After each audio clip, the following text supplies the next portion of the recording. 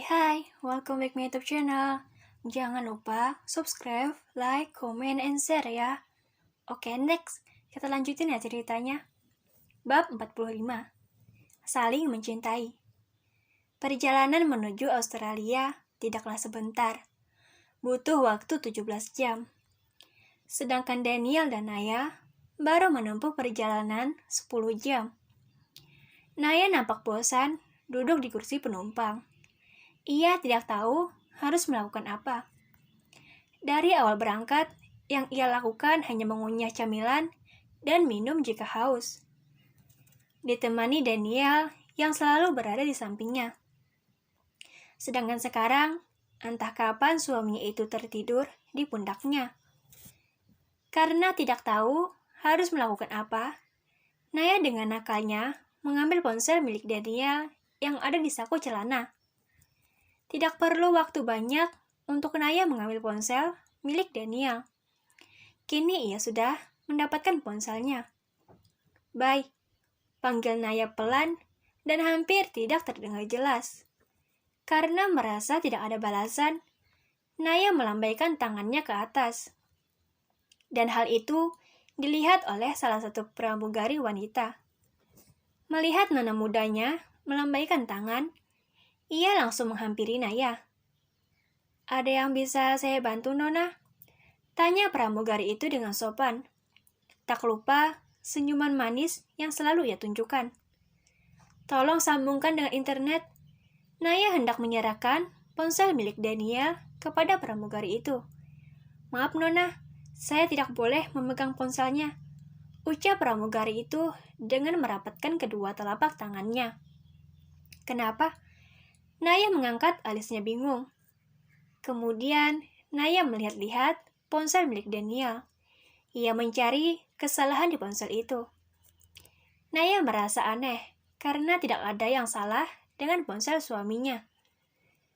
"Tidak ada yang salah dengan ponsel milik suamiku," gumam Naya yang terdengar jelas oleh pramugari wanita. Mata pramugari itu membulat sempurna. Untunglah ia tidak sempat menyentuh ponselnya. Jika itu sampai terjadi, maka nasibnya tidak akan berjalan baik setelah ini.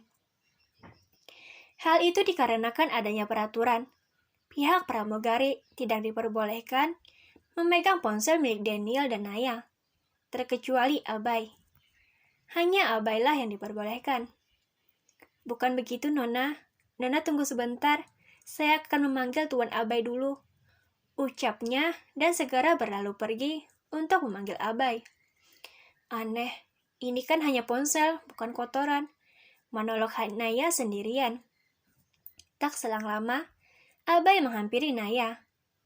"Ada yang bisa saya bantu, Nona?" tanya Abai seraya membungkuk hormat. "Tolong sambungkan ponsel ini dengan internet. Aku sangat bosan," pinta Naya menyerahkan ponsel milik Dania kepada Abai.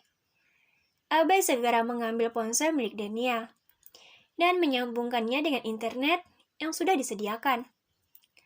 Karena sudah tersambung, Abai kembali menyerahkan ponsel milik Daniel kepada Naya.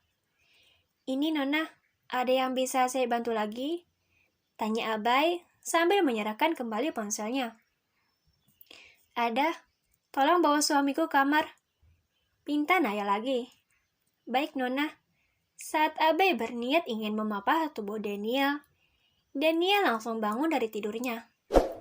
"Aku bisa sendiri," ucap Daniel langsung. Naya dan Abai sedikit kaget melihat Daniel yang baru saja bangun. "Kau sudah bangun?" tukas Naya bingung. "Iya sayang," balas Daniel. "Dan engkau, kembalilah ke tempat dudukmu," titah Daniel kepada Abai. "Baik tuan, saya permisi." Abai membungkuk hormat lalu pergi. "Apa kamu mau tidur?" tanya Daniel lembut sambil memeluk pinggang Naya. "Tidak, hanya saja aku lelah untuk duduk dan ingin rebahan," jawab Naya menghela napas. "Baiklah, ayo kita ke kamar," ajak Daniel menggandeng tangan Naya. Mereka berdua berjalan menuju kamar yang tidak terlalu besar. Meskipun kamar itu kecil, namun di dalamnya sangatlah indah. Dengan nuansa dinding berwarna merah dan lampu LED berwarna putih. Naya yang melihat keindahan kamar itu, ia terkagum-kagum. "Kenapa? Apa kamu tidak suka dengan warnanya?" tanya Daniel yang melihat Naya memutar-mutar badannya sambil melihat-lihat. "Tidak, malah sebaliknya. Kamar ini sangat indah." Setelah mengatakan kalimat itu, seketika Naya mengingat janji Daniel waktu di kantor. Naya belum meminta apapun waktu itu, dan sekarang ia menginginkannya. "Yang," panggil Naya seraya duduk di atas ranjang. "Iya, Yang." Daniel ikut duduk di samping Naya. Kemudian ia merebahkan Naya. Daniel memeluk Naya dengan erat. Bahkan kaki jenjangnya mengunci sepasang kaki Naya. "Aku boleh nggak buat kamar seperti ini di kantormu? Biar aku bisa tidur jika nanti ke kantormu," ucap Naya pelan. Ia memandangi langit-langit kamar. Daniel terdiam. Ia masih belum menjawab. Hal itu membuat Naya sedikit gelisah. Ia berpikir Daniel sedang marah kepadanya. Ya, saat Naya ingin membuka suara lagi, Daniel malah mencium pipi Naya. "Cup, kenapa kamu masih bertanya, sayang? Sudah kubilang kan waktu itu, kamu bisa melakukan apapun di kantorku, kecuali kamu ingin melakukan sesuatu yang hanya akan membuatmu lelah," tutur Daniel lembut dengan bibir yang masih menempel di pipi Naya. "Untunglah, aku kira dia marah."